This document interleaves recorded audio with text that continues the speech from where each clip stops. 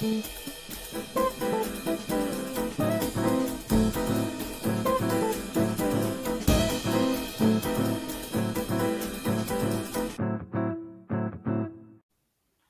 everybody. Welcome to season two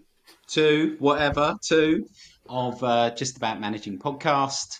I'm Chris Dingle. He's John Lloyd, and he is Lee Smith. And we're delighted that you've joined us. We've made it through the first series, and if you're still here, we're delighted that you are. What an amazing week. Even the weather is excited that it is season 2 because the sun has arrived officially in the UK. I don't know where it's been for the whole of season 1 or for the rest of the year, but it is here. So John, Lee and I, we're not sponsored by aloe vera or pisbuine or whatever, sun lotion, but I'm sure that this podcast, that would probably be a good chaps, that would probably be a good sponsor for us. Yeah. Yeah. Get some suntan lotion and after sun for our heads, or anyone who's particularly into hats. They're also very welcome for us. But yes, welcome to season 2. Here we are. So this week, I'm not going to talk too much about Deadpool versus Wolverine, even though I saw it last night. But just in case you guys haven't seen it or anybody else hasn't seen it, but it's very good actually. Absolute gore fest, but outside of that, really enjoyable. So season 2, here we are in the sun. So we're all feeling pretty good. And today, this week, we're going to talk about well-being, tips and techniques and things that we've learned along the way to enhance our well-being, to help our teams, to help other people. A really interesting topic. And then second half, as the Olympics has started, and John was sitting outside in his garden a minute ago, under a tree, might I add, because of the sun. He's just walked back in and said, I'll tell you what, why don't we talk about the Olympics? So we are going to talk about the Olympics in the second half. Some memories from that. That really could go anywhere. Let's find out a bit later, but we're going to be brave Olympians and have a go. All right, so chaps, I hope you're well. I hope you're rested. I hope you've been able to get some sun. Definitely. Yes. Sun and lots of factor 50 going on top of the head here as well, I must say. Too much information. It's all right, Lee. You don't look like a Swan Vesta. Not yet. No. Okay. So, well-being. Huge topic. Absolutely massive. If you type this into Google, which I did, it's come up with like millions and billions of hits. It's like crazy.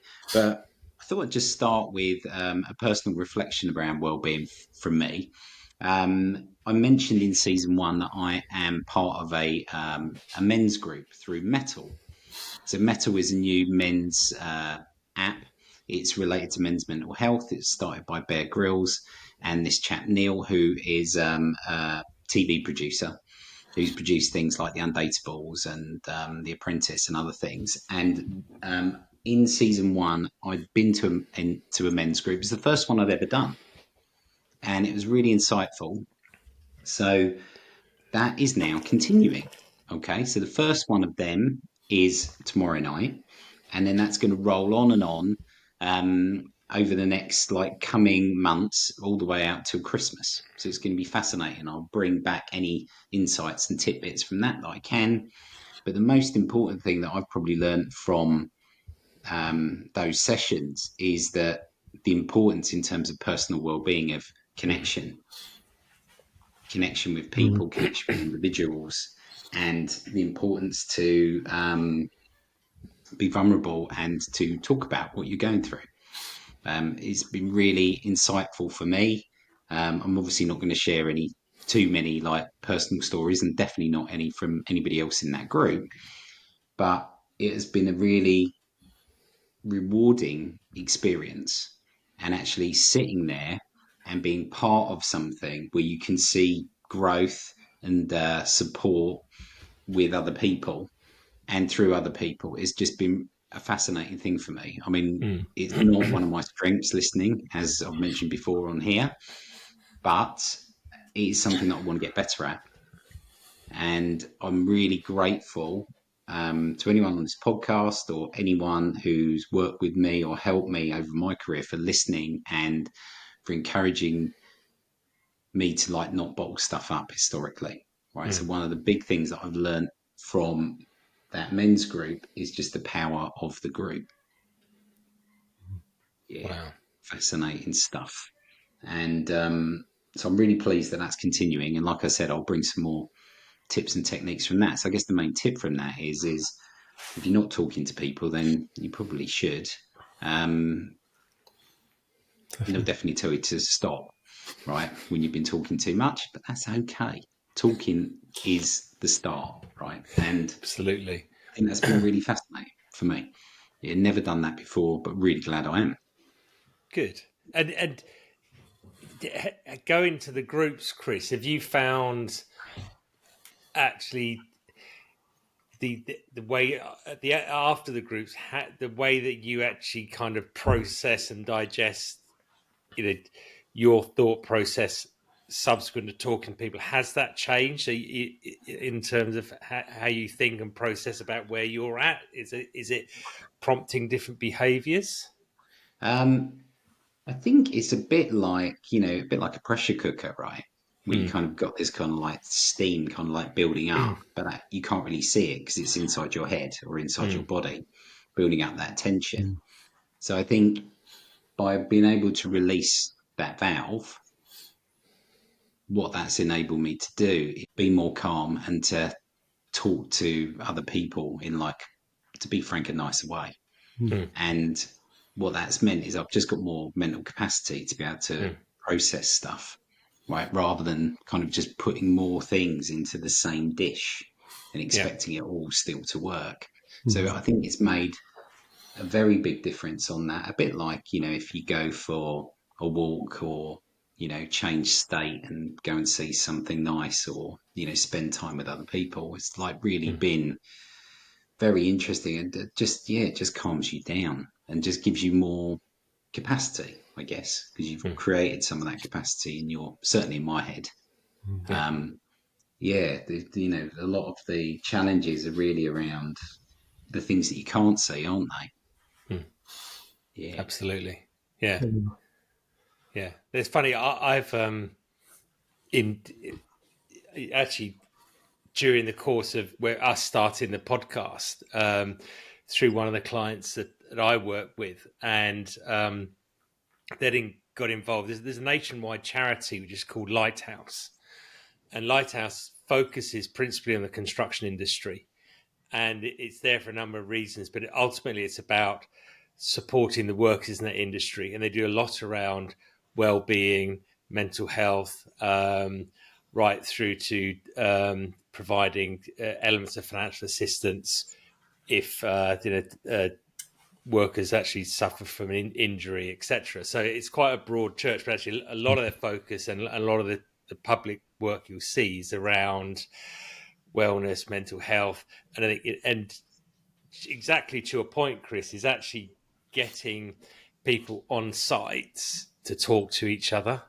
and drive those conversations. And I think particularly in a male-dominated work environment, as often a construction or a building site would be, that's quite a hard ask to do. But they do a lot of great material and literature. But my involvement is actually from a fundraising perspective. So we've sort of taken over with one of my clients the fundraising for our region. So it's great because in one half I feel that I'm hopefully going to be able to contribute to the success of the charity, but equally I'm learning along the way as well. And it's interesting. The reality is it doesn't matter what industry you work in, or what point you're in your life. It's exactly to your point, Chris. It's the same problem. It's just very slightly different lenses. And when you start to get into okay, well, the root causes that's creating some of those issues, that actually transcends across whatever job you do in life. And it's people feeling comfortable that they can talk about that. And so I so far working with them and actually feeling that they're able to support it, for me it feels a nice place to be. But I'm enjoying it. I'm learning as well as part of that. So it's been good. It's excellent. I think that's the big thing at the moment where we are is, when you look at it 10 years ago, even 15 years ago, there wasn't that talk about it openly at all. No. And particularly in certain industries and certain demographics, if you like, and there wasn't at all in there. And it's that piece of going. There's I suppose it's the same with anything. There's no right answer to well-being. There's no switch that you turn on and go, do this and you'll be fine. It's everybody finding their own way and having that opportunity to find their own way to what works for them in that space. But the fact that there's people out there now that are talking about it, that are supported in the different industries as well. And the bit for me, a little bit like you said there, Chris, for me when I think about well-being, is that piece can actually, I talked about it a lot, but that imposter syndrome at the beginning of your career where you're thinking, well, not at the beginning of your career, all the way through potentially, but we're thinking, I'm the only person feeling this. I'm the only person thinking like this. And in actual fact, everybody else is thinking very similar things a lot of the time, but just not openly sharing it. And that fact that we're now openly sharing it a lot more makes a huge difference, I think, in there. There was one of the sort of analogies I like from one of the organisations I work with from leadership development. They talk about the stress bucket. And it's very much what you talked about there, Chris, of going, actually, we all have this bucket of stress that we carry around. And that builds up at various points with tiny little bits of stress that are always there around. It might be the general bills in the background, not the big things, but the general bills in the background, the looking after the kids, the future side of things, then the bigger piece that come along, like, I don't know, it may be a bereavement even, but that dumps a whole lot of stress in. But we have that limit that we can carry around in us in that stress bucket. We can't necessarily control how much goes in there, but what we can do is turn the tap on at the bottom of it that starts to release bits out and means that we can keep taking those extra bits in. And it's finding, for me, a lot of well-being comes back to what is that tap for each of us? Yeah. What is that little bit of a release? Is it exercise? Is it talking? Is it getting out in the open space? But the more you can tap into that tap, the better you can be for allowing that ability to then take on those natural stresses that we can't avoid, but we have a way of releasing somehow in there. I love That's the tap. A brilliant description. Yeah. Brilliant description, Lee. And do you think there's ways that we can make bucket bigger? Oh dear, we all need a bigger bucket, don't we? It's That just of our age, Lee. It is, I think it is. It's a really good point. I think, people talk about resilience a lot in there. And I think some of that is resilience making that bucket bigger so that you can take on more? I'm not so sure in some ways. I think resilience is knowing where you want to be and how much you want to take on and how you control that element again in there. It's not, resilience for me isn't just taking on more and taking on more and taking on more. I think the ripping it, it's completely not related to wellness, but I can still remember it vividly. And it was an ex-colleague of mine when I worked at RBS, and it was an analogy around errors in an operational process. And he was ironically, we were talking about buckets, and his argument was, well, it's not really a bucket; it's a balloon with water in it. And resilience of your resource isn't the fact of their ability to, if they go over 100%, one day in a row, it doesn't really matter. But if you do, if you keep doing that, eventually the balloon will burst. And I think that David's analogy, and this is from many, many years ago, but I think it still stands true, is in my mind, to answer your question, Chris, which is I think we all have our own resilience bucket, but I think that we can help our resilience bucket to have more flex in it, because we're all unique human beings, and our construct is that is within our, this is blend between nature nurture that makes up your bucket, in my view. But actually, I think that Lee's tap, but also in terms of the techniques, in terms of what it is actually, that's what gives you that stretch, and and widens it. But the reality is it, no matter how, I think anyone in life, if you overstress someone, it'll explode at some point. That's a Yeah, great way of looking at definitely. it. Yeah, and I guess it's incumbent on all of us and the people and the teams that we're part of to like be mindful and be looking out for this stuff, right? And the stress can be there, or it can be like a small leak, right? And leaks aren't always obvious, Yeah. right? So you think, well, certainly I think of like stress as being, emotion, outpouring of emotion, people getting emotional, right? But the other end of that spectrum is basically people acting, or myself acting, in a way that's different to your natural self. It being different or feeling different, because if you think about the expression of like being depressed, it's about not feeling yourself, right? Being deflated from your natural disposition. And actually, for some people, it would be being quiet rather than being noisy, Yeah. right? Which might just look like they're looking like really focused, but actually that's the opposite end.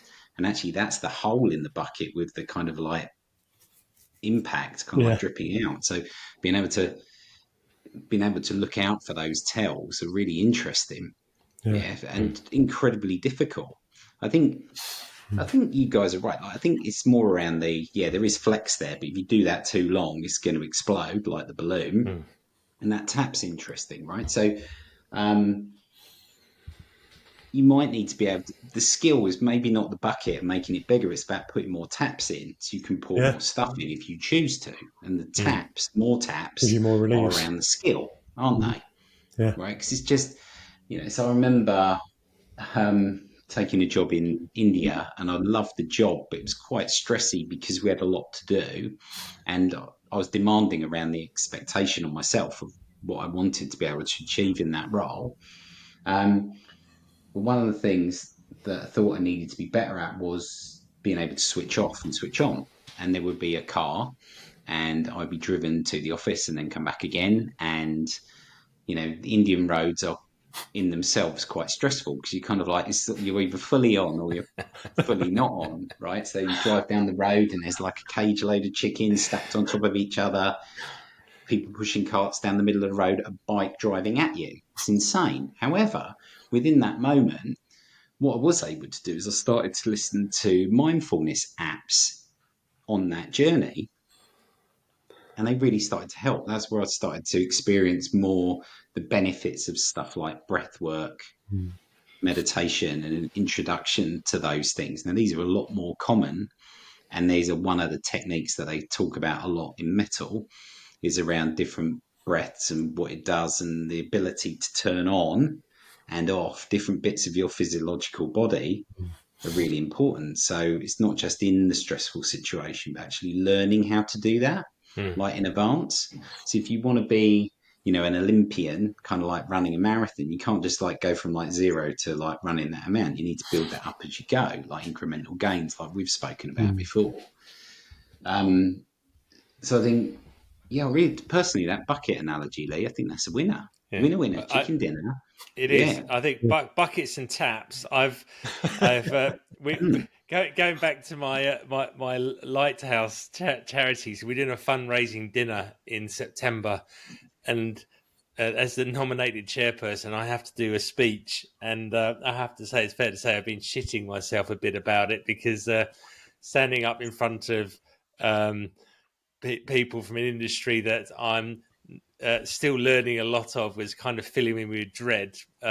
You put me stand up in front of a bunch of bankers, and I'd be happy every day of the week. But You solved it for me now, guys, because buckets and taps are the way forward, and they will most definitely be featuring this speech. So thank you for helping with my homework. I love it. I think that like I say, that meditation piece, that mindfulness piece, as you say, Chris, is just another of those taps as we talk about there.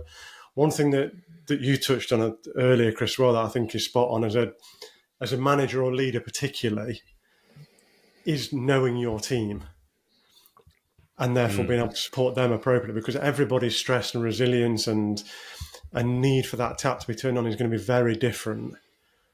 And one person's stress may be another person's joy. One person's release may be another person's stress again. And I think it's knowing your team and knowing, therefore, to your analogy again, Chris, spotting where somebody's then leaking, metaphorically. Spotting when somebody's leaking again, and those tells that they may have, or they're not being themselves, to be able to then support them and ask them and just be there if they need it, I think is another great sign of that EQ side of things, of a great leader in there. But it's the reason to say I had a conversation yesterday, actually, funny enough, with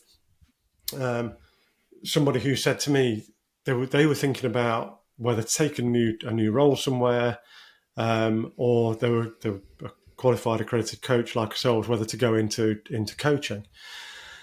And they said to me, it came across really strangely to me in a way, and they said, I'm not sure if I went into coaching I could have your resilience to me. And I said, what do you mean? I don't think I've got resilience in what you're talking about. What do you mean? And they said, well, that pursuit of actually, you went into the unknown and you've just having those conversations and slowly building things up, hopefully, in that space, and hopefully they're working for you. And he said, I'm not sure I could have that resilience to do that. And to me, that wasn't resilience. That was just something I quite enjoy doing. I quite enjoyed that excitement of going into something, and quite enjoyed that opportunity to just talk to people about what I was doing. Yes, it was scary, definitely, but it never felt like resilience. But to that person, it did. And it was, for me, I'd look at somebody else who was probably in your two positions at times in HSBC and go, God, you need a hell of a lot of resilience in there. But my view of that may have been very different to yours again as well, in those spaces. And it goes back to that piece that you said, I think, Chris, it's very individual, and knowing your team or those that work for you and spotting where there might be that leak, there might be that show of something not being quite right, and therefore how to offer that help or ear or whatever it may need at that point. Really. Yeah, it's fascinating. Brilliant description, Lee. Yeah. Right. And you are very humble, right? You're the humble eagle, right? So I think it's always I don't nice. want to know what I am then. I definitely don't want to know mine. But I think it's nice that, you should really take that as a compliment. But it is different skills of different teams and different people, right? So, releasing the power of diversity, the power of thinking, the power of the collective, all that skill stacking type stuff is hugely beneficial, not just for the team. It's also incredibly beneficial for individuals, because they can bring their best of themselves, but they've also got that support. Right? Yeah. It's like huge. Yeah. So the physical body needs loads of different things as well, right? So yeah, John, you were picking someone up from the airport last night, but ordinarily simple stuff around well-being that you just take for granted, like sleep, diet, exercise, what we put into our bodies is hugely important. Much more aware of that now than 20 years ago. And it's not now it's far less about what you look like, and the fact that it's like putting diesel in a petrol car, or for you guys putting whatever in your electric car, or not working, right? Because you haven't put enough juice in there. Well, not plugging it in. Exactly to your point. Don't plug it in, and therefore not charging it. Yeah. 100%. Yeah. Yeah. So in terms of that, I think diet is hugely important, right? So really sad to see the passing of like Michael Mosley and his like teachings around like diet and exercise.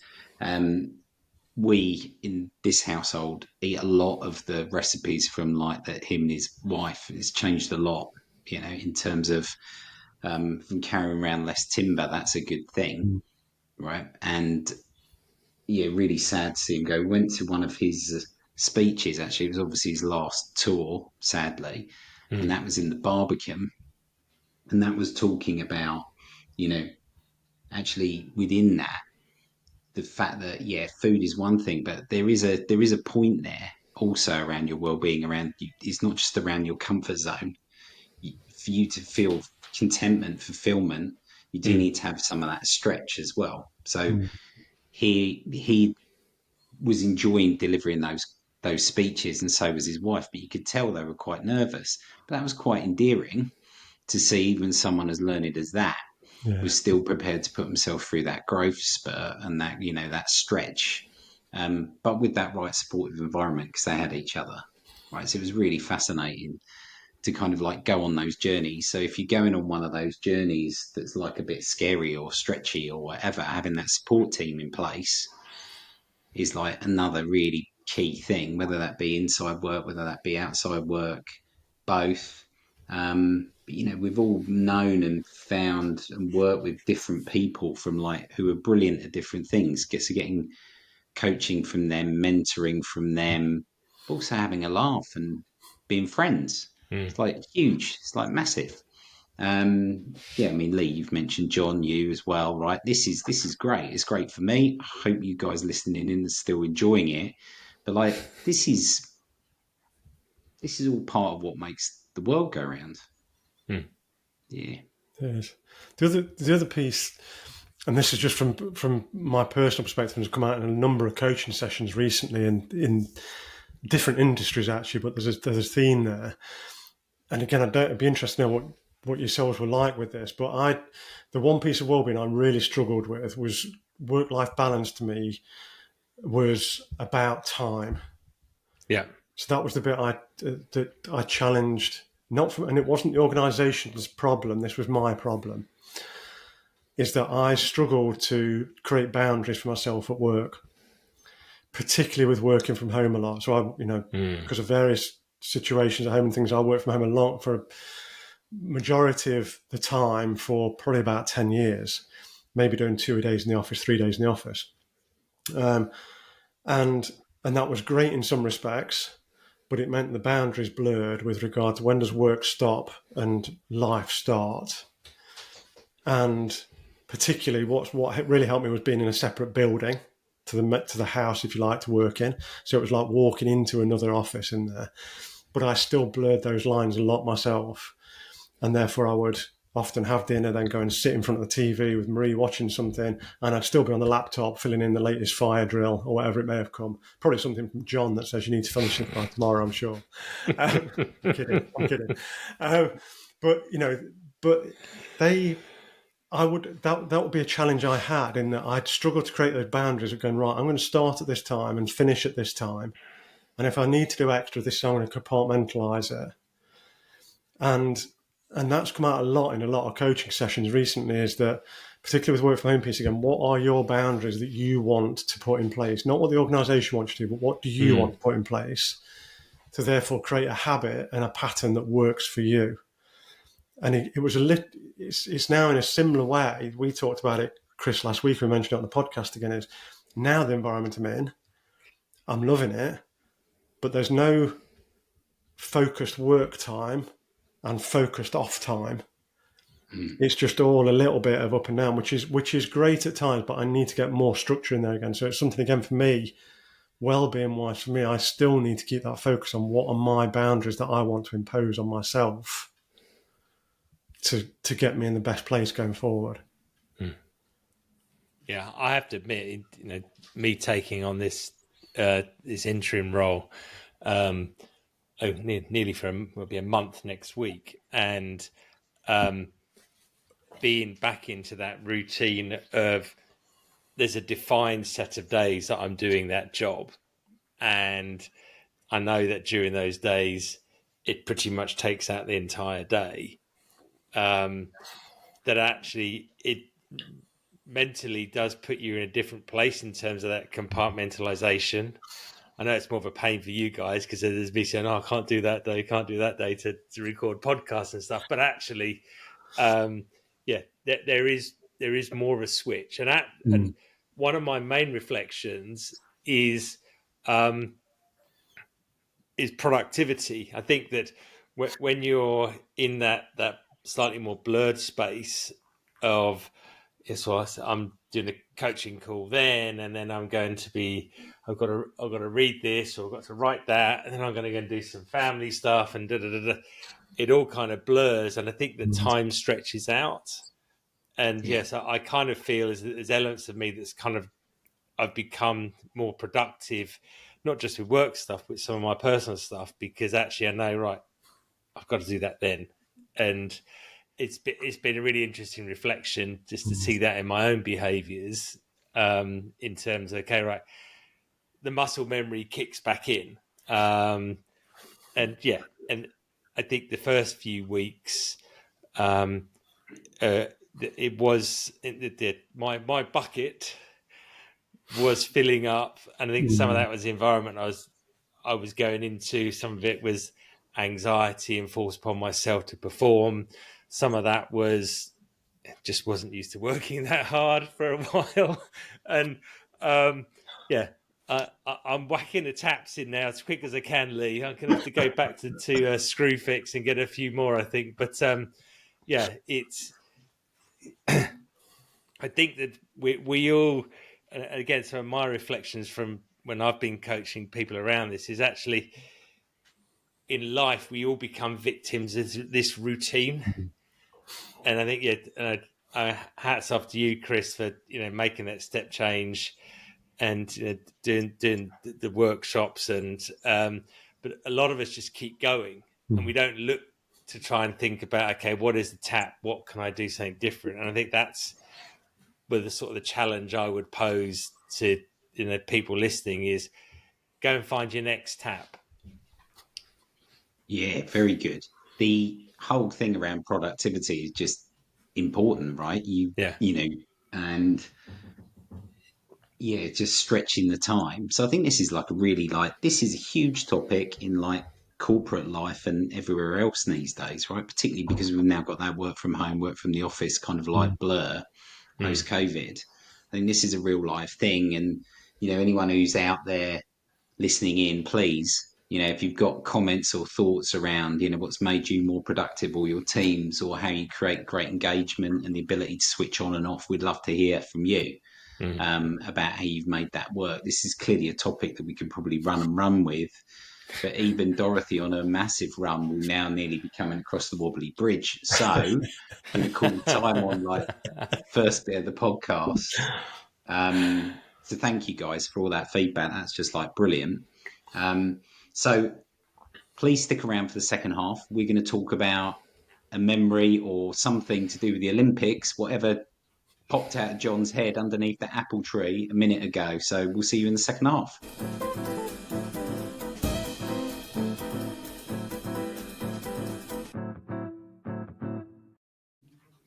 Welcome back to the second half of the podcast. We're now going to talk about Olympic memories that we're trying to like drag from the back of our brain to the front of our brain and make live.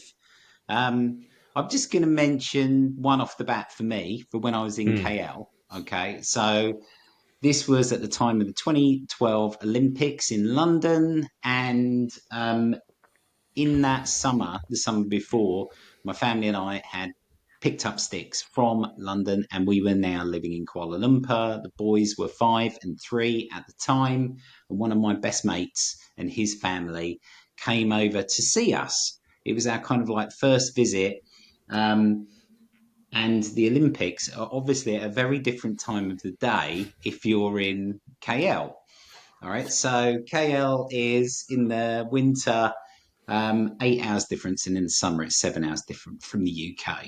And I can vividly remember us all dressed up in like British colours, my wife and our two boys, and Dave, my friend, his wife and his two girls, and us all being awake at about 3 to 4 o'clock in the morning, and the kids they were so excited to be up that late. It was like brilliant.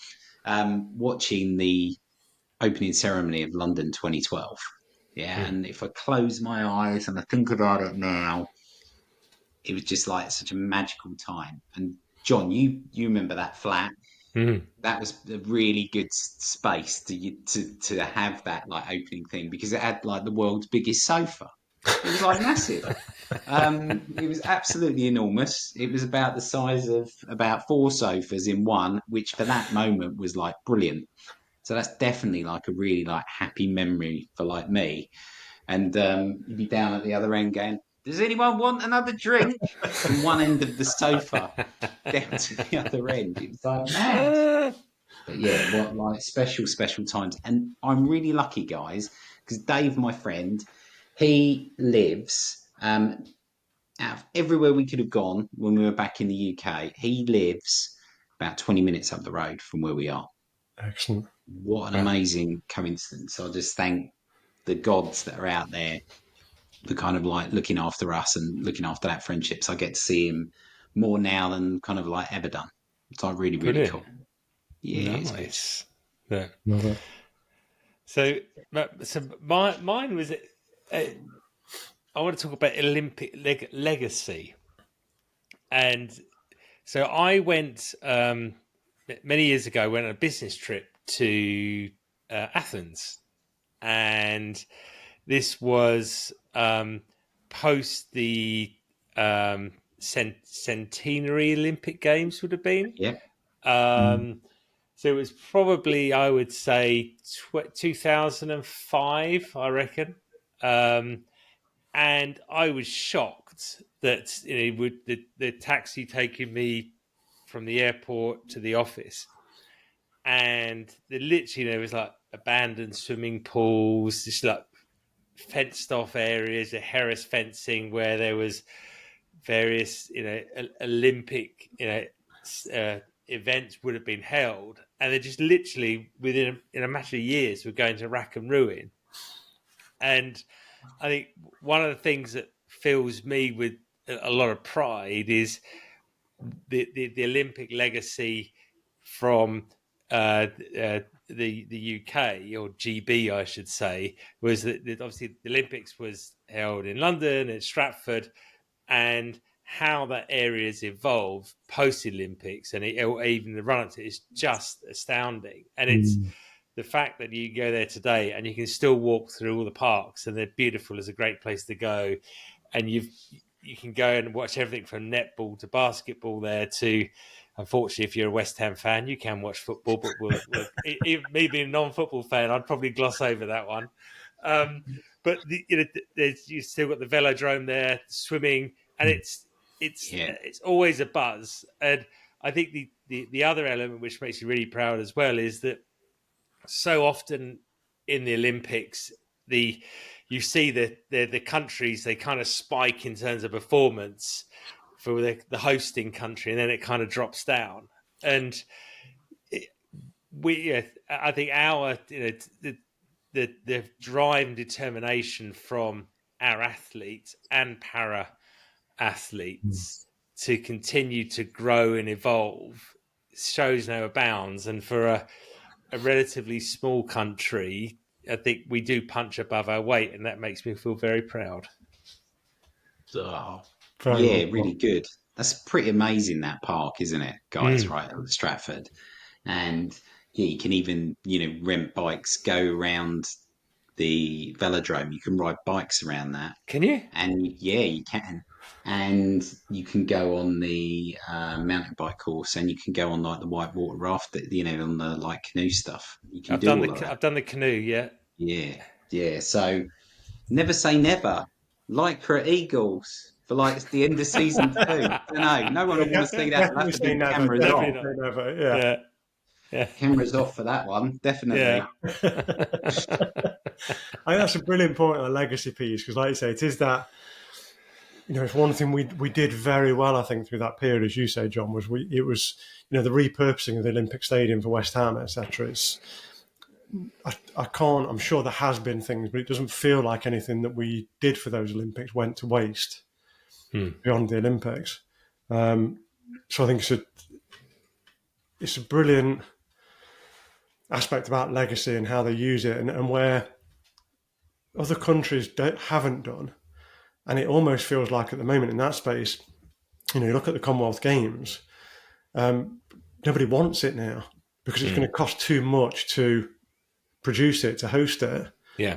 And there isn't that thought about legacy piece. And it feels like because of what we've done in the UK, we're probably equipped to now drop in and do one and run a Commonwealth Games potentially because we've got that infrastructure there already in place. Maybe not with the transport side of things, there's still work through there. But I think you're spot on there. I think I could talk about the Olympics for ages because it's that. I always think going into the Olympics, I thought I'm not going to get into swimming again this year. And then I start watching it and I can't take my eyes off it. I'm just glued to it. And that whole competitive piece that comes out all the time. And I don't know, it's just, I find it fascinating watching everybody there, particularly in the swimming recently, seeing the competitiveness, but then the camaraderie afterwards, across nations. And it's just, everything about it blows my mind. The one standout memory I've talked about before, obviously, was Nathan, a school friend, flying out to Athens to see him. I actually got the dates wrong. That's right. My friend corrected me on that. So we watched it on one day in the pub. I rang my friend and the final was the next day. We actually booked the flights that night and drove down to Heathrow at 2:00 in the morning to fly out the next day and see him in there. And that was phenomenal. I didn't get to experience the London Olympics and go down physically. I wish I had done. But to go to Athens and say I'd been there and seen that was phenomenal. And funny enough, I talked about this earlier. I caught it with Craig, as I said just before this, who was on the podcast a couple of weeks ago. And we were talking about it, and I said to him, I can almost remember the day I was doing A-level PE, because that's all I could do was PE. I was no good at anything else. I was doing A-level PE at school, and it was the first year we did PE as an A-level, so physical education. And there was only about 7 of us in the class doing it. So it was always a great laugh, always a great group. And Nathan was part of that A-level PE group. And he basically, I can't remember whether he came in one day, but he basically said, actually, I've made a decision. I'm going to drop out. I'm going full-time into professional badminton. And I remember the teacher at the time saying, it's a bad decision. Bad decision. Only those very elite make it, remember. And I'm not sure whether you've got what it takes to make it at that elite level. What are you going to do afterwards? Where's it going to go? Have you thought this through? And his brother played at a very good level. Nathan's brother did. His dad was a coach. And fast forward a few years, he was world number 1 for about 6 years with Gail Ems. Wow. He won God knows how many world championships, Commonwealth Games, silver at the Olympics. And then, funnily enough, I was watching I spoke to him actually, so I knew he was going out there. I spoke to him a few months ago and sent him a quick text message before the Olympics to wish him luck because he was coaching the men's doubles pair. So he was on TV again the other day, giving them some tips. And then he was with the female singles player this week, as well as their joint coach there. So I think the thing for me when I look at it all the time is you see that elation of what they're achieving, but what you don't always see is that dedication, that commitment, that sacrifice that they're making all the way up to that point to probably in some instances, you look at the sprinting, to run for 10 seconds. And there's 4 years of work. There's probably 20 years of work in there because they've done it from such a young age. But, you talk about resilience and stress and impact. I think it's just phenomenal what those guys and ladies and everybody achieves there in both the Olympics and the Paralympics, to your point. The other bit that really I think makes it even, how to put it, I was going to say more special, but how they do it is now you add on the layer of social media that they have to be, back to our point in the first part of the podcast, they have to be resilient against, because that social media must be fantastic when they're on top form and the praise they get and seeing themselves, but the abuse and the downtreading they must get all the way through their careers and beyond must be horrific at any level of sport in their moment, in any sport. So that resilience that they must have to show in that space, and that support they must need from families and friends and coaches and whoever it may be. It's, I don't know, my hat goes off to everybody that does it. And I still sit there and watch it in awe all the time. Oh, great stories, and amazing that he's out there now, right? Yeah. So we'll look out for him on TV this week, Lee. Definitely. Right? You'll see him, long hair, little goatee beard. Can't miss him. Okay. About 6'4". Nothing like any of us. All right. Exactly. So, the opposite of us. I tend to model myself. Yeah. Okay. All right. Right. So we'll look out for him. Brilliant. Okay. So thanks for sharing those insights, guys, around the Olympics. And I'm sure we'll all be tuned in later on today and for the rest of the week. And for those of you out there, please, as ever, subscribe, push all those buttons, do whatever online, whether it be Spotify, YouTube, wherever it may be. We're really grateful for all your feedback. And as we said earlier, if you've got any thoughts or comments or things you'd love to share around wellbeing tips and other things, please do share them with us, right? We'd love to hear what your thoughts are, and be able to pass those on here as well. Okay, so thank you very much for listening. You've been listening to the Just About Managing podcast. He's been Lee Smith. He's been John Lloyd, and I've been Chris Dingle. And we wish you a great week and really hope the sun stays for at least one more week. Okay, cool. Take care.